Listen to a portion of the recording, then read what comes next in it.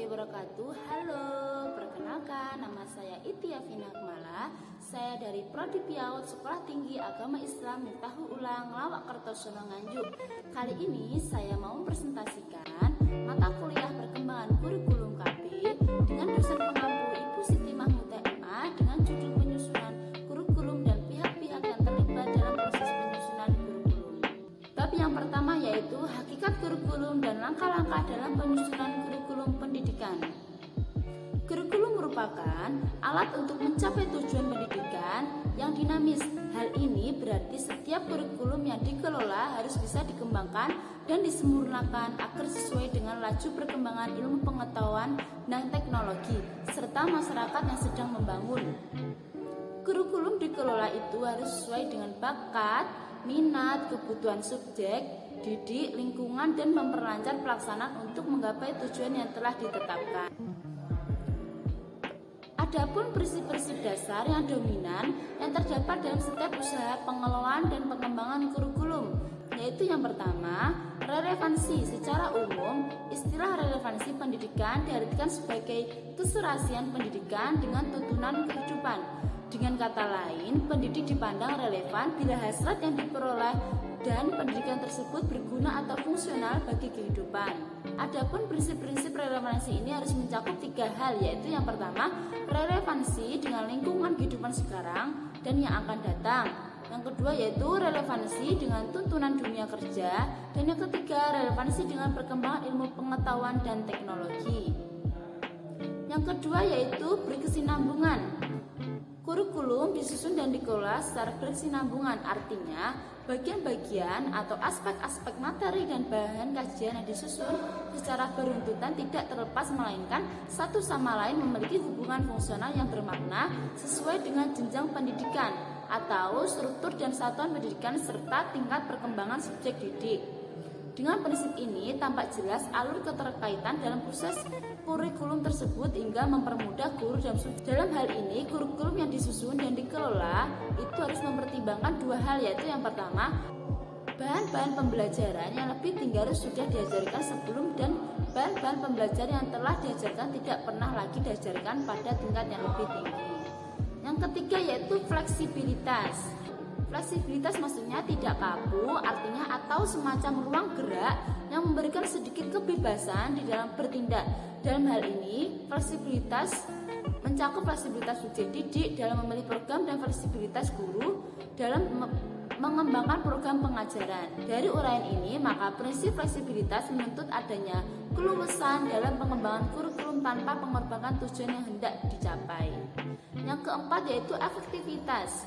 Efektivitas dalam suatu kegiatan berkenaan dengan sejauh mana yang direncanakan dapat terlaksana. Dalam bidang pendidikan, efektivitas ini dapat dilihat dari segi efektivitas guru mengajar dan subjek didik belajar. Sedangkan dalam rangka pengelolaan kurikulum dan pengembangannya, usaha untuk meningkatkan efektivitas kegiatan belajar subjek didik dilakukan dengan memilih jenis-jenis metode dan alat yang dipandang paling ampuh dalam mencapai tujuan yang diinginkan. Yang kelima yaitu efisiensi. Efisiensi merupakan perbandingan antara hasil yang dicapai dengan pengeluaran berupa waktu, tenaga, dan biaya yang diharapkan paling tidak menunjukkan hasil yang seimbang.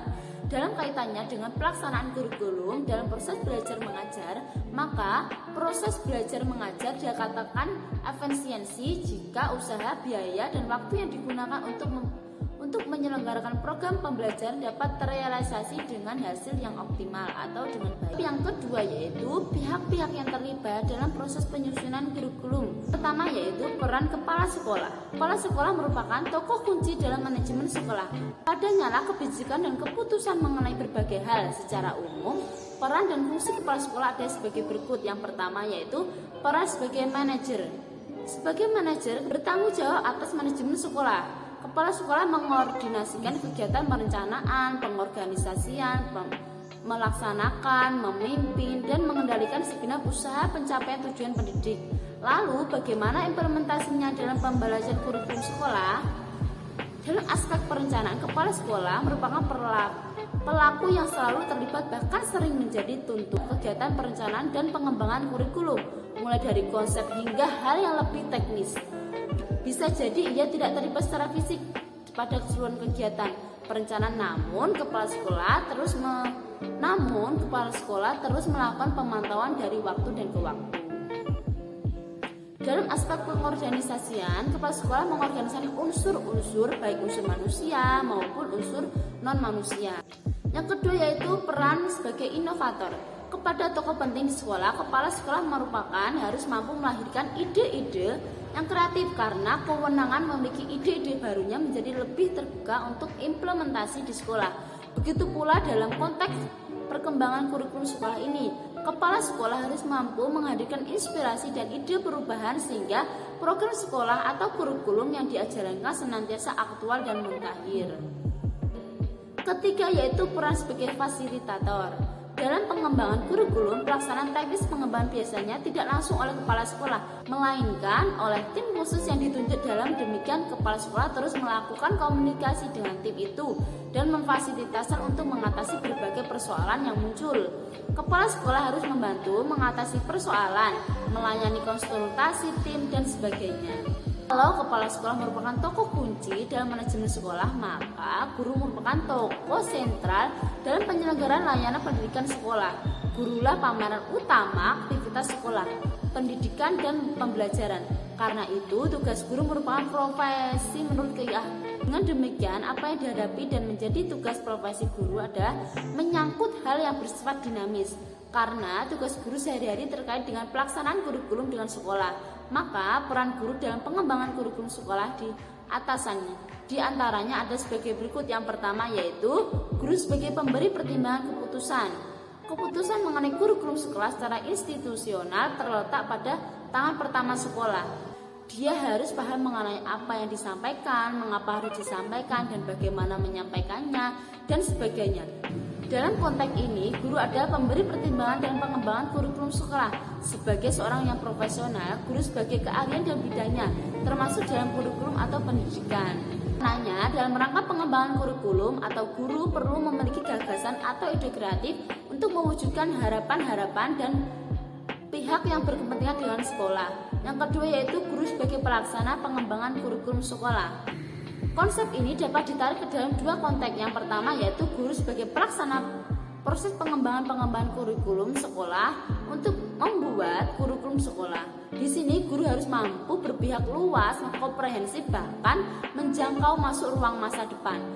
Bersama tim, guru berpikir secara keseluruhan mengenai kurikulum dan segenap potensi yang dimiliki sekolah. Selanjutnya, guru sebagai pelaksana kurikulum yang dikembangkan sekolah. Peran ini berkaitan dengan tugas pokok guru sebagai pengampu proses pembelajaran mata pelajaran tertentu. Di sini, guru menjabarkan kurikulum sekolah menjadi bentuk. Lalu, bagaimana peran komite sekolah dan pengembangan kurikulum? Peran komite sekolah dan pengembangan kurikulum tidak terlepas dari keempat peran tersebut. Keempat peran itu saling terkaitan satu sama lain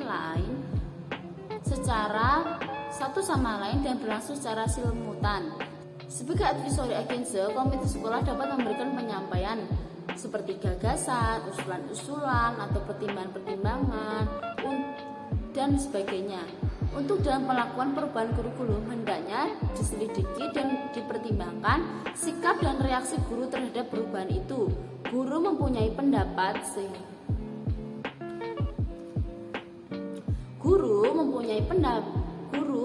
pandangan sendiri tentang kurikulum. Keberhasilan perubahan yang terjadi tergantung penyempurnaan kurikulum yang ada menuju kurikulum sekolah yang lebih baik.